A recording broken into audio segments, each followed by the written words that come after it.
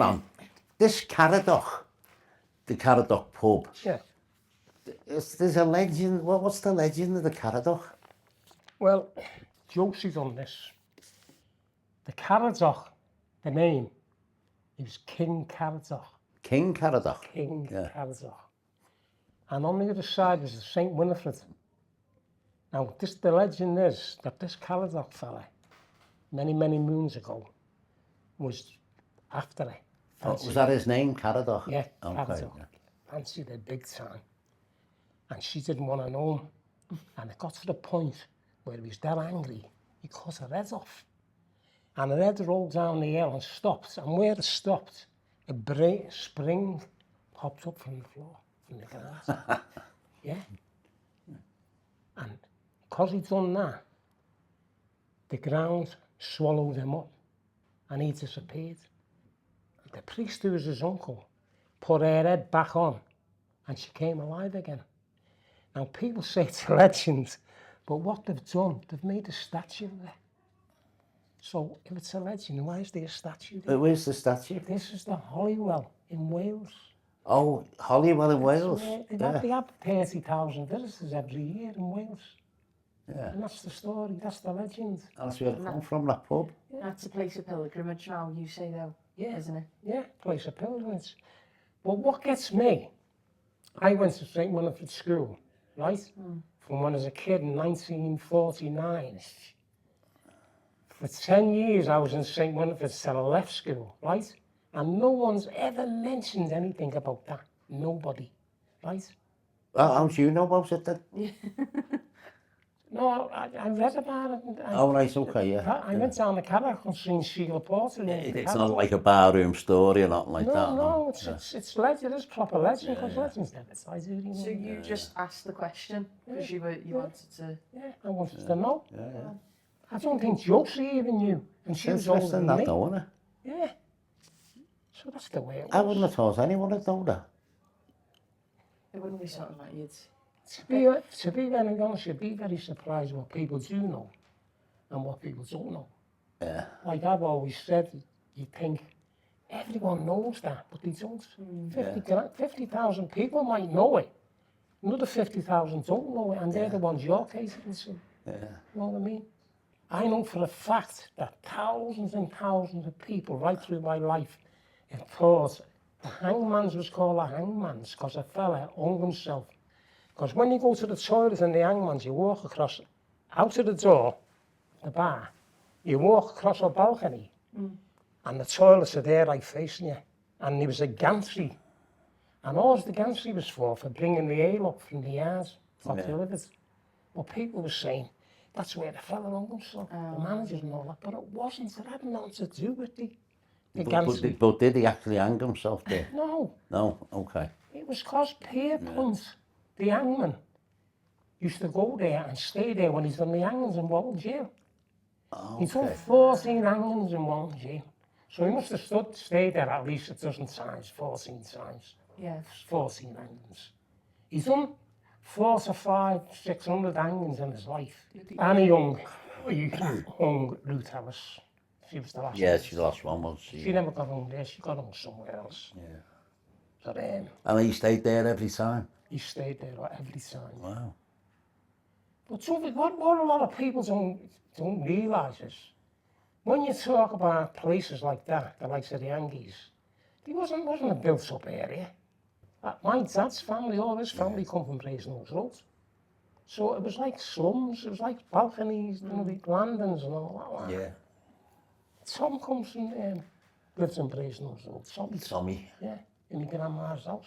I only found out before that when we did play the morgue table, the governor in that was named after Tommy. Grimes. Yeah.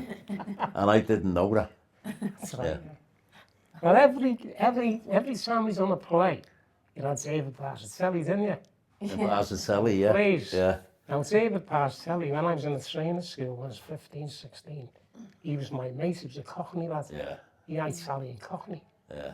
And every time he's on a play, someone says, there's David Barcelli back at this.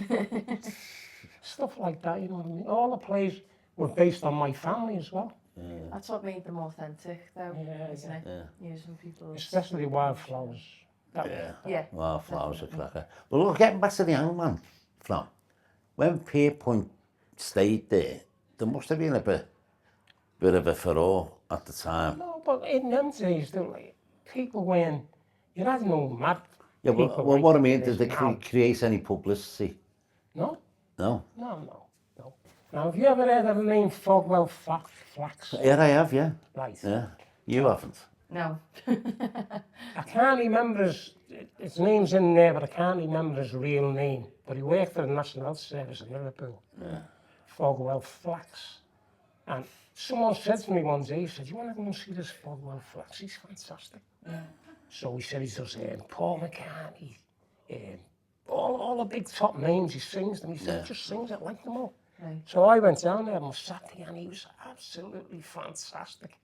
So I went down again on the Sunday, and was saying again, he was sitting on an alehouse table, guitar singing. Oh, he's brilliant. Well, Dave Wilcox, who follows me on a Sunday at Coast, he knows a bit more about Fogwell Flax. He does, yeah. Yeah, you know. He's the do-what king. He's the do-what king, Dave, yeah. He's into the darts and all that kind of stuff. Turns out, later on, that he was in Tiswas, and Who Do You Do, later on, and he become a star, and then all of a sudden, gone, disappeared. Just disappeared. He's still alive, but he disappeared. No one knows.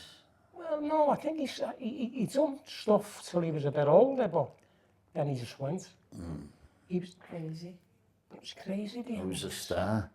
But there's pubs in Bootle, there's loads of connections with stars. Yeah. I remember you telling me about Oasis. Was that in the Shaky? In the Shakespeare? Talk about Tom. He was over. Tom was in the Royal Navy for 25 years, right? And what should they call it, the Blue Hats? The United Nations. Do you know what I was going to say then? Thunderbirds. I thought you were going to say Evertonians. Talking about the Sally. Tom he got joined the United Nations, and he went over there and he worked with the SBS, the Special Boat Service. Yeah. And he used to be on a longboat by himself, and he'd take the SBS fella out along the Delta, whatever it's called, the Mekong Delta. And he'd take them along there, and they'd drop off, and then he'd go back and wait for the radio thing to go and pick them back up again. But what happened, why Aunt Tom got all the medals, and most of the medals, is when he was picking his man up, they were picking their man up, the Spanish SAS. And something happened to the engine cut, and they all started screaming and shouting, hey, help, hang on a minute, you know. And up in the things, you've got fellas with machine guns. They had Khmer Rouge, they had the machine guns, so they were going to they could pop them anytime they wanted. So the SBS fella said to our Tom, let's get out of here. And our Tom said, no, we're not going, go and get the lad. It's Royal Navy like me. So he goes back, throws them around, he told them out of there. And he ended up getting a big medal, like, presented to him off the, I don't know. King George, it would have been that. Yeah. Presented him with a medal. No, he's not that old. I bet you check with somebody, King George. So when he went back, when he went to get the medal presented, he took our Joan, which was a big mistake. And the husband, because our Joan's crazy. The Scousers have arrived. So what he told me, the name's Churchill. So what had been the Royal Navy lads, all the lads? Our Tom told them all that our Joan was Winston Churchill's granddaughter, right? And he called her Lady Churchill. So our Joan could play the game, you know what I mean? So they're all calling her, Lady Churchill, oh, do this, Lady Churchill. She's like, yeah, look after you, Lady Churchill. And in the night time, the alarms went off where they were billeted. And they all started screaming, they're all running around screaming, you know, next time they're going for our Joan. Yeah, lady. But she wasn't dressed and nowhere else. And she told them all I can't say the word. 2 words. Yeah. 2 small words. Yeah. Blah, blah, blah. We're talking about pubs that have closed in Bootle. Yeah. And one of them's the Shaky. Yeah. But there's a lot of famous connections with the Shaky, isn't What there? else is out, yeah. And one of them being Oasis, I remember you telling me about. Yeah. Oh, so what's all that about? Well, to start it all off, to tell the story. Oasis, Noel Gallagher and Liam Gallagher used to come to Bootle a hell of a lot. And used to go to the Real People studio and, you know, weigh up scores. And So the Real People were a band at they're the all time, one of the best bands in Bootle as far as I'm concerned. yeah. And there used to be do the sessions with them and watch how they do, how they work and all that. Okay. Paul Bowness and Joe Bowness, they were young lads. Paul Bowness was a session musician on the guitar, and he used to play with Sigsy, the Real People, Ocean Colours, all them bands. And then one night, his dad was looking after the heroes. Well, his dad used to be a bouncer in town in the 60s, 50s and 60s. Big Joe, about 6'4", bit of an hard case, like, you know what I mean? So they're all banging on the door. Liam Gallagher banging on the door with Sigsy. So Big Joe opens the door. He didn't know them. He didn't know them from Adam. Looking for a stay behind, like. 1:15 in the morning. So he said, what are you after? He said, come for have a bevy, you know. He said, same 2 words. The door got shut and it went. So young Paul heard all the commotion. He ran down the stairs. He said to his dad, what's happening? He said, the fella there said he's out of Oasis. He said, that's me, mate, that's Liam Gallagher. So he opened the door. Because he knew they were going down the Yankees for to stay there. So he ran after him to come back. And he stayed there all night. Of course, I would as well. Did they become regulars in there then? I mean, No. They went their own way. You know, they were doing their stuff in London and all that, weren't they? Yeah, of course they were. You wouldn't think they'd want to come and drink in Bootle, though. Dixie's still performing, like. Oh, I've done a show with Dixie years ago on the Dockers Club, He's still performing. Yeah. Nice fella. Yeah. Nice fella. So, what about, there's another one called a banjo, isn't it? Oh, it's not there now. Well, I built this, you know, the story, I get a storybook going and all that. Yeah. I put the banjo in the middle of the page in a big book. Yeah. And I put all Bootle heroes all around the banjo. Yeah. Well, why it sticks in my head, I'm sure we have a went there with Chris King a few times. He was, yeah. Chris King was a local Yeah. You'd have worked for him, didn't he? Yeah. Yeah, he was a banjo man, yeah. But the people that lived around the banjo, I could tell you loads of stories, like Snowy Fleet, his name was Gordon Fleet, but his nickname is Snowy. Jimmy Fleet is a mate of mine, his brother, right? So Snowy Fleet was a £10 pom, and he went to Australia. Now, I know what that is, but Gabby doesn't. It says, well, you know, prisoner of Mother England, it means, as long as you don't know. He called you pommies. Okay. Because years and years ago, if you wanted to get out of this country, or get out of Liverpool, you could go to Australia for £10. I only just know, by the way. Only just know. My mum's mentioned that. So, when Snowy was here, he was in a band called what were they called? He was in the Nomads, and another band. I think he was in it, Jeff. Oh, the Undertakers? No. Jeff was in the Mojos. Oh, Mojos, yeah. He was in the Nomads and the Mojos. He was a decent drummer, like, you know, before he went to Australia. So when he's in Australia, they were living in like these tin oval houses with a garage, like. It was all right, it was sound, but he didn't like it.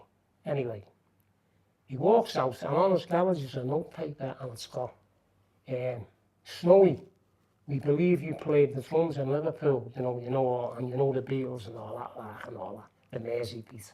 And he said, left an address, did you fancy doing the gig with the lads? So when he got up there to do the gig with the lads, the fella who was in the band that was leading him was George Young, right? Now that nailed the crop up again in a minute. Yeah. It was George Young, Harry Vander, and Dickie Diamond.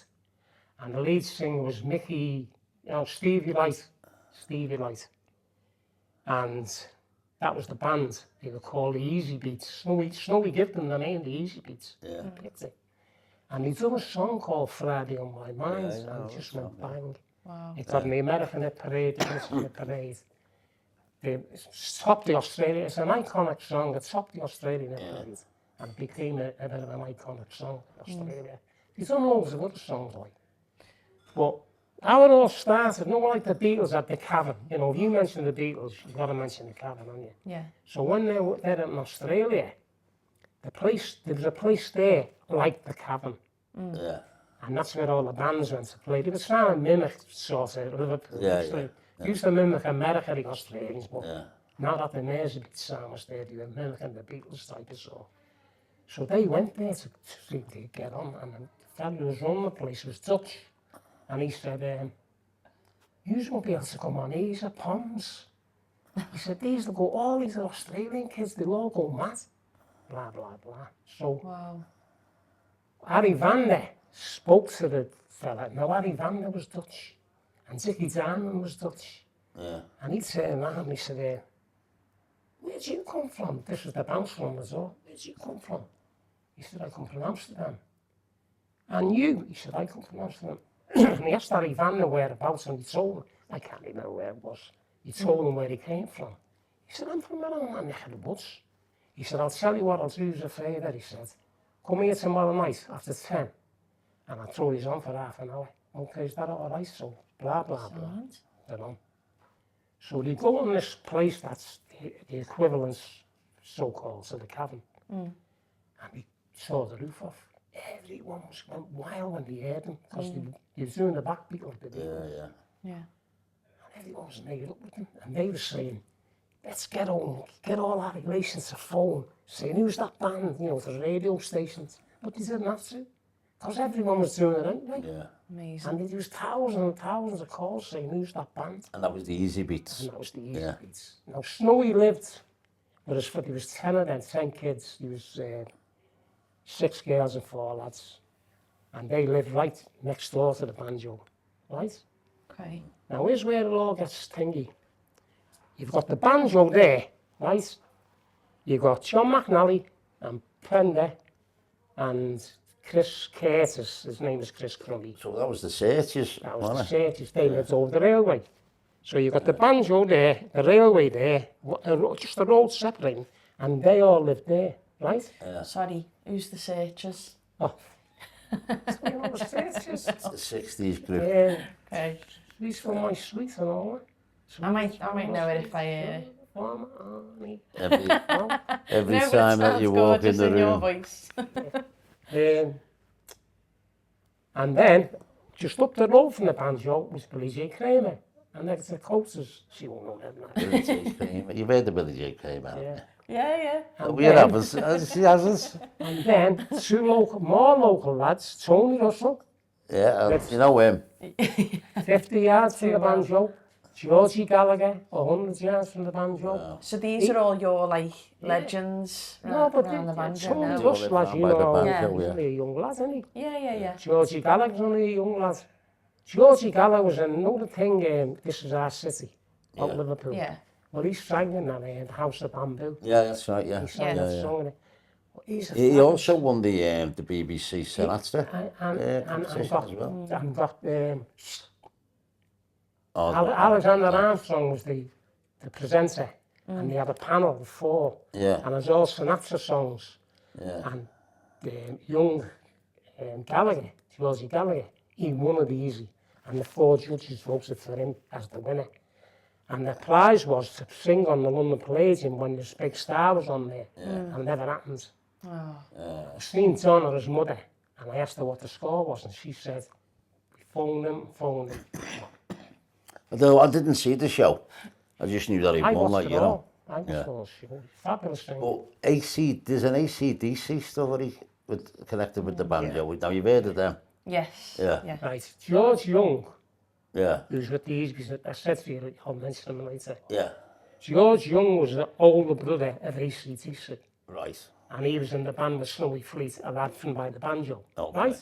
Yeah, Now, you had Angus Young and Malcolm Young, of AC/DC, and you had a sister named Margaret. And George Young showed them taught them how to play guitars. Now, where did they end up? He was one of the best rock bands in the world, yeah. AC/DC. So a little story Snowy told me from he was there when it was happening. Yeah. I went for a drink in town 2 years ago. He died about 6 months ago, Snowy. Wow. I was in town with him about 2 years ago with Jimmy and his wife Maureen. And it seems as though he was in the house when Angus, Angus Young and Malcolm Young were arguing. Because they were always fighting. Even in school with the Aussie kids, they were always fighting. In the house, they were always fighting. And Margaret was their older sister, and she had a sewing machine. She was sewing all the clothes that were ripped and all that, and no looking after them, because they're all from Glasgow, all the Youngs. And one thing led to another, like, and next minute, one night, there's a big fight in the house with the 2 youngest. And she's saying, what's the matter with you? She said, he wants to call the band the Starlighters and there's something shifters and all that. He said, like, that's crap. And she said, well, why don't you call it like that there, look? AC/DC with the big lighting suit. And he went, oh, yeah, and that's, they got the name. And that is true. So what's their connection with the banjo then? With AC/DC, Snowy Fleet. Oh, Snowy Fleet, yeah, okay. Snowy Fleet. Yeah, yeah. And that's how they got the name? That's how they got From an electrical socket? From a sewing machine. From a sewing machine? That is AC/DC, mad. yeah. Go away. Yeah. Wow. Well, they're all, every one of them is dead now. George is dead. The only one alive now. You've seen the little fella, the hats on the schoolboy gear, or dancing all around the stage. Yeah. It's he's the only one alive. Wow. Yeah. Snowy died. I've got a picture of Snowy there, and you see him crying at the end. Yeah. Crying at Malcolm's funeral.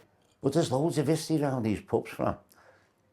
I want you to tell me about the Jawbone, because that's the oldest pub in Bootle, isn't it?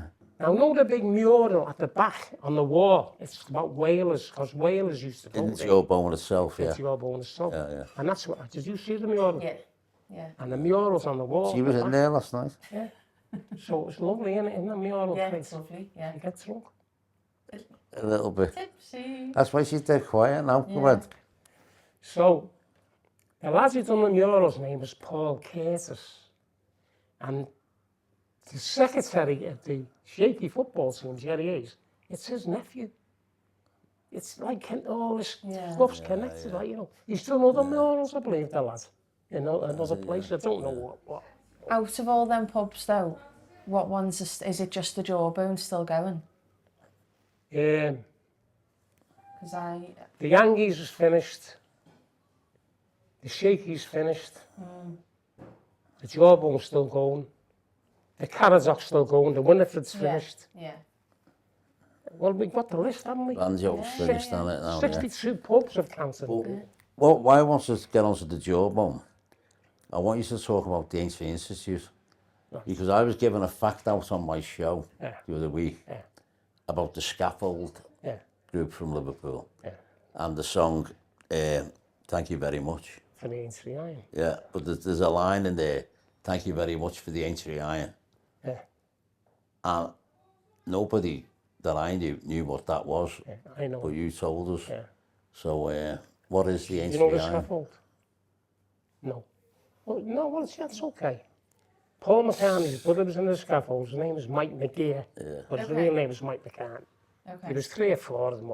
Yeah, Roger McGough was. And he got this song called Thank You Very Much for the Aintree Iron. Yeah. Now, No, it was just called Thank You Very Much, the song. But, the But line. there's a line in it, thank you very much for the Aintree Iron. thank you. Yeah. That you're right, you know. Yeah, yeah. People used to think it was the Aintree Institute, the Aintree What it Eye. was, what it was. Yeah, They all thought it was the Aintree Institute because the fella from Hartley's Jam, who was the village, Hartley's village, he built the Aintree Institute, right? Yeah. For 15 grand. And today it would have been worth $1 million to build, right? Yeah. And when the Merseybeat come round, he allowed music to go on there. The Beatles have been on there 31 times. yeah. And the Scaffold used to always be on there singing that song. Thank you very much. Now everyone thought it was thank you very much for the Aintree Eye and thank you very much. It's the Aintree Eye. It's the Aintree Eye, right? But it wasn't, because it was Mirabel Topham who owned the Grand National Course.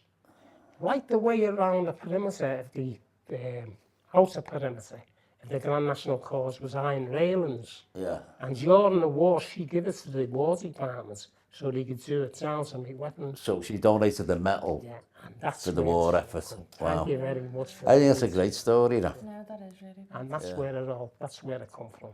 That comes I from the met job. Maribel Topham. Did you? Yeah. Oh, well, yeah. Where? Yeah, in today's course, we were doing the pub. Tarmac. Oh, you were on the tarmac there, yeah? So everyone used to call her like whatever. Yeah. And she was great with us. Yeah. Just pop up to the lodge, you want any tea? Stuff like that. But there's loads of others clothes like the Talbot. I know where the Talbot got its name from. Because the Talbot was a dog. It's right. It was a breed of dog, wasn't it? Like a hunting dog. Got bred out. Yeah. A fella from Italy, bred it a lot. Was it? Yeah. I can't believe you just would walk into a pub and be like, how's that called? I just wouldn't think to No, get the in reason and I've done it, think, no, is the reason that I've done it. You're right. Yeah, she's right what she's saying. Yeah, yeah. I've always known the Talbot. It used to be called Rochford's, then it was called the Talbot, then it was called Cairo Joe's. And they used to skit it and they used to say Gyro Joe's. Remember the Gyros come out? Yeah, yeah. They used to call it Yeah. Gyro Joe's. Anyway, it went back to the Talbot. Now, all it had was a board with the Talbot on it, right? Now, I work on the tarmac, I work everywhere. Yeah. So I was wearing it either Nantwich or Knutsford or Warrington, one of them places. Yeah. And I seen the Talbot and I had this big white dog. And I said, that's funny, you know. So I went in there and I said to the manager, hey, mate, I got a glass of beer, like, I said, hey, mate, oh, that sign out there, why is there a dog on? He said, because that's a Talbot. It's a hunting dog. Got bred out. Yeah. And that's how I found that one out. Yeah, they're extinct now, that breed, isn't Yeah. it? You know. Well, I'm glad you brought them questions up, because it's all little ditties, isn't it? Like Yeah, the Lineker. Yeah, it's The interesting. Lineker pub. The Lineker, yeah. Lane. Yeah. It's got 2 bars. It had 2 cellars and 2 bars. It had a cellar at the bottom and a bar for the people that work the canal, with the shire horses and all that. Oh, yeah. Yeah. And the bar on the level, the road level, that was for the cutting people that live local. So we had 2 cellars and 2 bars. And now they do ghost stories there. You think there's ghosts in there, you know, spook nights. Well, another alehouse that we've mentioned in one of your plays is the Lousy House. So, and I know from working in the Dockers Club, a lot of dockers used to went in the Lousy House. It was called the Albion, actually.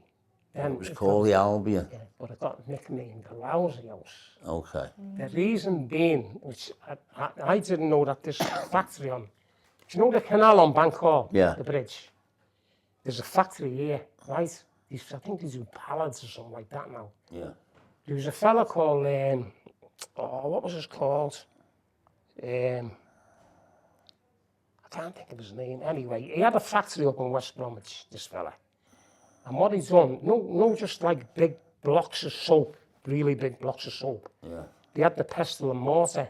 But they were like, the African women who chew the corn and they've got like a big rounded pot at the bottom. Yeah. So, well, he done it with the soap and he employed about 10 women. And they all bashed the soap down so they were into little crystals. And did you make little bars from that and sell No, them? no. He had a smelly substance. What it was, don't know, to make it smell nice. You know what it was. Okay. Yeah. So he done the washing powder. He's done like Oh, he Omo, mixed it with this powder, yeah. Omo, rinse soap, Yeah, you yeah. know, all that, like pencil, that. Yeah. Oh, yeah. And he was doing great and he started selling like mad. So he moved from West Bromwich into a factory down Bank Hall by the canal. And he employed 1,000 women. 1,000 women he employed to still do it. And what he's done, he was the first one to do it. You know, he has all these big places like the soap place over the water. You know, Prince's soaps and all that. Unilever, yeah. Yeah, Unilever. What he's done, he went into professional artists to do advertising. Yeah. You know, like doing drawings Yeah. and sending them out there, and he became a multi-millionaire. Anyway, in the end, he closed the town out. Why you mentioned the Lousy House, you see, with them women working on this stuff and this powder and all that, they used to go down to the Albion for the dinner, or when they finished where they go there. Yeah. And while they're in there, they were like, Scratching. The powder, I won't scratch the word. Yeah. Scratching because of the powder. Yeah. But since then, I got told, on Derby Road itself, there was a baggy, Williams, some Marsh or something like that, baggy, and all them girls went in as well. And what they done, no, just the essay and sax, you just blues ride them. Yeah. No, But baggies and all the rest, isn't it? Baggy. no, this No. is a big works. Oh, works. And they take sax, I'm essay and glad, sax. I'm glad I asked you that, because I didn't know, did you? Essay and sax in. And we blues ride them, no, instead of washing them. Yeah. Just blues ride them. Well, what's going to be flying through the air when the blood's riding? Yeah. So they were in there. So you got them all in there like a band. They're all sat there scratching off this powder. Yeah. What's the connection with calling them lousy? Calling the police lousy because of that? When we were younger, lousy was a form of uncleanliness. Okay, yeah. And, you know, scratching. 'Cause So they're all watching them scratch like Everyone, stuff. you know when you feel minty, Yeah. But where did I originate from? I originate from Bootle. And what did he used to say about Bootle? Where the bugs wear clogs. With the books wear clogs. The bugs wear The clogs. bugs, yeah. Right. Okay, The houses were infested. Yeah. okay. Just not bad, but they were. Yeah. And you scratch yourself. So when people see the women in the alehouse scratching themselves, it's a form of lousy. So someone nicknamed it the lousy house. That's the way it goes That's how it round. started. Yeah. It's like, Catches. prime example, the Bridge Inn, it's down Scotty Way, down Great Howard Street Way. Yeah. It was called a fly house. Yeah. Why was it called a fly house? Loads of flies used to get in there. Yeah, because Satan and Lyle workers used to Oh, go in there with the sugar on their boots Oh, it's trapped and all the the flies. and they call it the fly house. Okay. Every pub's got a nickname. Franny, we talked about that one, the lousy house. The Elm House is another one that the dockers used to talk about, and the Dominion. The little story I want to tell you is about a mate of mine. He was a rapscallion. He was a funny lad. Yeah. And in them days, in the 60s, all the Scandinavian sailors used to dock in Liverpool because the Liverpool was booming then, wasn't it? Yeah. Docks. And they all used to go, well, right away, the people that run the alehouse put the strippers on, the girls. Slippers. So my mate, he's crazy, my mate. My mate had his own drain pipe outside the alehouse. In his own drain pipe.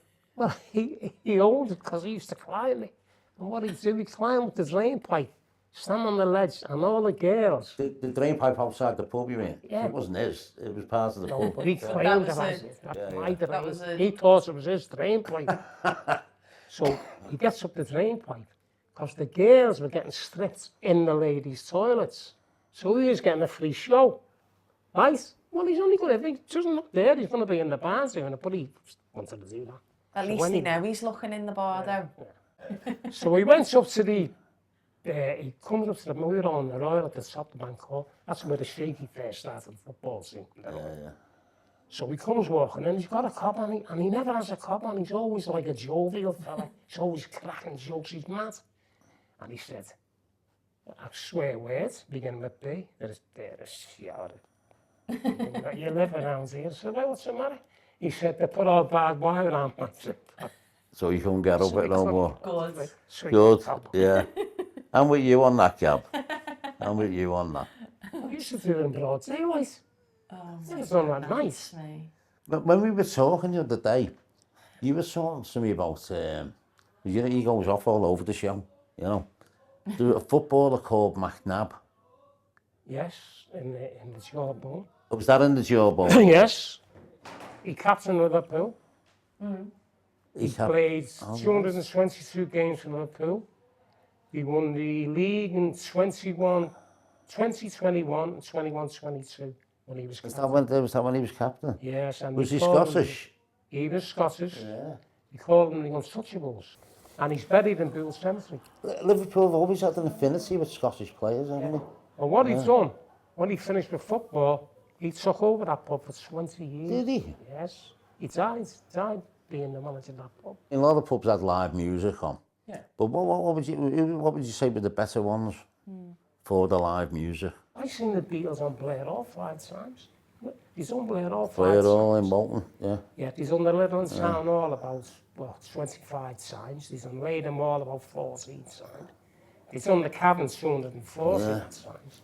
It was all dance halls. They're all gone now, aren't they? Oh, yeah. And that other little city about a pub, King Dick's, one of the short ones. Oh, yeah. It used to be called the Bridge Inn, right? Yeah. I remember the Bridge Inn. Okay. And a fella went there one night on a horse. This was many, many moons ago. Got off his horse, and it was bad weather, and banged on the door, and the manager came on and said, what is it? He said, I want a loo and I want a place for my horse. I said, yes. Yeah, I can't have that. So anyway, blah, blah, blah. He went to the cops, got the police. Police come back, and he had to give him, it's an inn. If it's an inn, you've got to give him somewhere to stay, and you've got to give his horse somewhere to stay. And the fellow won his case. And what he's done, he's changed it from the Bridge Inn to the Bridge. And then all of a sudden it became King Dick's. Why? Nobody knows. Nobody knows. Nobody knows. No. You weren't there to ask the question for that one. No. It's a shame. It's just a shame that they've all gone. Yeah. And I wouldn't mind betting there's a correlation between all these places going and appointments for doctors going up. Because it's created a lot of isolation for the older people. Because they felt safe going to the pub. Even the old women could go on their own. Everyone knew them. Yeah. They were well looked after. But they weren't just pubs. They were community centres, advice centres. Yeah, you know, in a lot of cases, shops you could buy anything you wanted in there, you know. But joking aside, it was a safe haven for a lot of these people, you know. And they're no longer there. So the isolation that must have caused in their lives, I think, is the sad part, you know. So you're writing a book, Fran, on all these lost call and time, isn't it? Yeah. You know, in fact, Call time. We're lucky enough to be in a pub that's still open. Yeah, at the minute. We're in the Hawthorn at the minute. The Hawthorn. Oh, and who's got this now? Stevie Bullock. Stevie Bullock. He used to have the clock on Walton Road. Yeah. So it's great for them to use, you know, letting us use it for the podcast, you know. So when's the book going to be coming out from? Oh, come on. Some soon. For a while, yes. Really? Yeah. Because you've got all the gear all together, haven't you? I'm very busy, lad. Yeah. Out of all the pubs we talked about today then, Fran, the oldest was the Jawbone, wasn't it? Yeah. Was that the first pub in Bootle, was it? Or? Yeah, it's the oldest. It's the oldest pub in Bootle. It used to be Lord Derby's hunting lodge in the late 1700s. I was going to ask you, when's it dated to? It opened in 1802. Yeah. Because I'm sure there's a house by the Jawbone, and it's got a date above it. You know who lived there, don't you? The Hartley fella, Peel Villas. Peel Villas, is it? Yeah, Peel And Villas. Hartley from Jacob's Hartley factory. from Jacob's had that. He had number 12 Park Street, and he also had a big mansion on Merton Road. Wow. Because he had the first jam factory was in Pine Grove in Bootle. And he moved from Bootle up to the Ainsley Village. Ainsley Long Lane, yeah. And it became big time then, didn't it? Yeah. His second name's George, is it George? William Pickles Hartley. William Pickles Hartley. Yeah. Remember William Pickles on the telly, giving the money, man, or was it? How old do you think I am?